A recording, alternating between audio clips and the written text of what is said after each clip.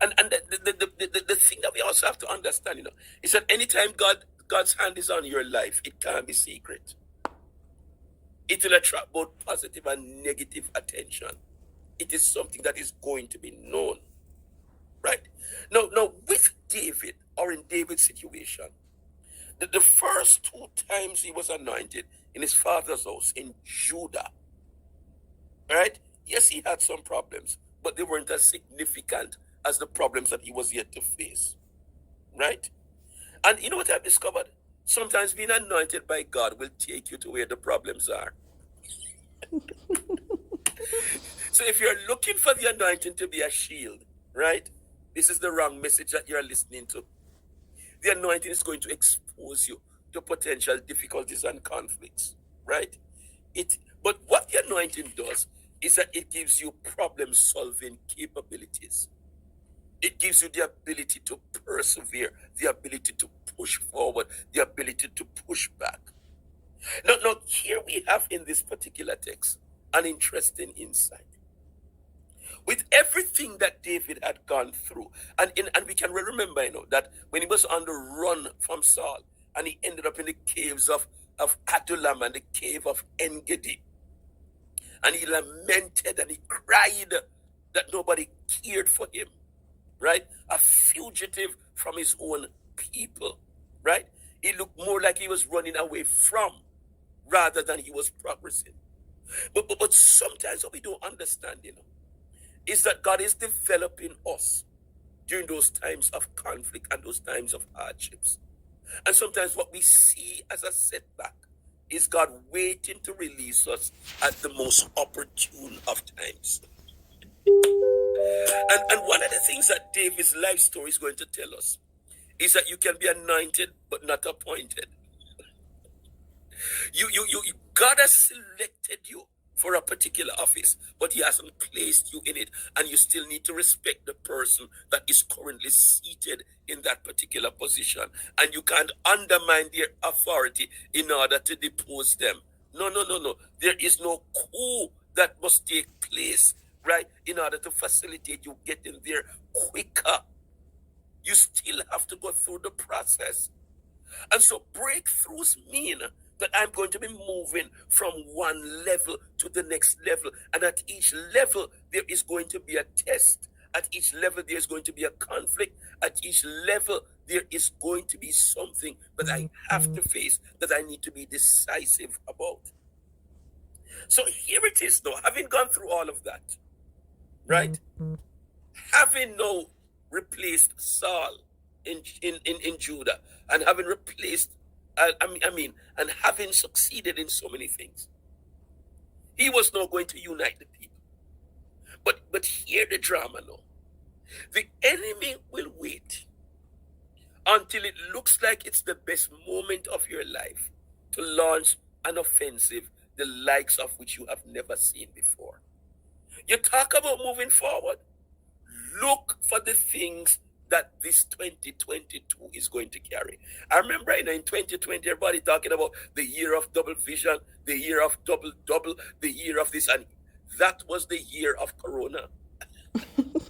So sometimes we are looking for major things to happen, not understanding that we are going to have to face major crisis. And sometimes the crisis is what is going to present with us the opportunities. I was at a church on Sunday ministering, and some folks began to testify, and I remember they began to recount some of the things that happened. And what I was told was that in this year, in last year, 2021, right? Second and third wave of the pandemic, people were testifying, right, that they had closed out deals on their houses. Businesses were expanding. So in the midst of what appeared to be a crisis, people were seeing opportunities. Who did I come and FB for this morning? Who am I talking to? Right? Who am I talking to on YouTube? Sometimes we need to realize that the worst of times is the best of times in the economy of God. And what we have to do is to line up, literally line up in terms of what God is doing for this hour, for this season, and for this time. Listen to me. What God is about to do in your life is not going to be secret, and it is not coincidence. It is not a freak accident why some things have happened to you and why the things that have happened is going to propel you into your divine destiny. Watch this. What was going to happen now?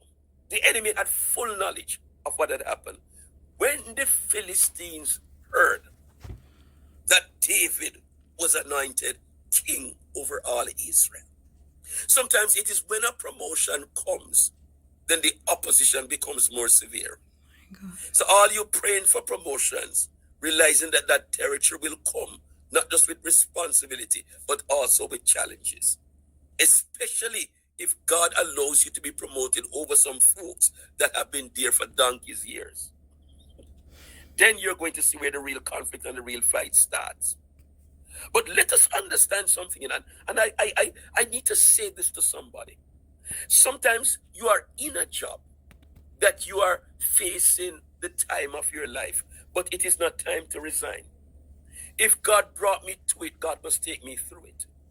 If I prayed for this thing and God caused it to manifest and cause it to happen, why am I willing to step aside? Simply because there are some challenges. The same God that made me resident in this position, it is the same God that is going to ensure that I have the wisdom to begin to navigate through this thing and to become a success at what I am doing. This is not the time to back up and to back down, but the time to persevere and to keep moving forward. Because sometimes God calls us to some positions because he needs a voice in that arena. He needs somebody around the table to accomplish this. You are in that marketplace simply because God has appointed you to be there. So stop crying and asking God for deliverance. God delivered you to it, and he's not going to take you away from it. The breakthrough was the position that you know occupied, but no, because there are challenges and significant oppositions, you're wondering if you made a mistake. You made no mistake. The problems you're going through is also part and parcel of God making you understand the mettle of who you are. So oftentimes, when the enemy becomes knowledgeable of where you are, then the significant opposition and fight begins. So all the Philistines now gathered together. He had never had a time like this before. He had faced opposition by marauding bands of Philistines. He had faced a single opponent, right, in the valley of Elah when he defeated Goliath. But here it is, and listen to me, there comes a time in your life when it appears as if everything that could go wrong has gone wrong. You're facing the fight of your life. You are in it up to your neck. There doesn't seem to be an opportunity to get out of it.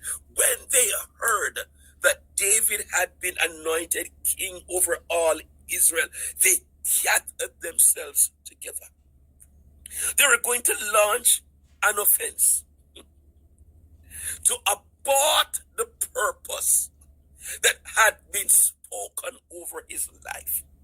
But when God has written some things into your destiny, there is no opposition this side of heaven that has the ability to stop it.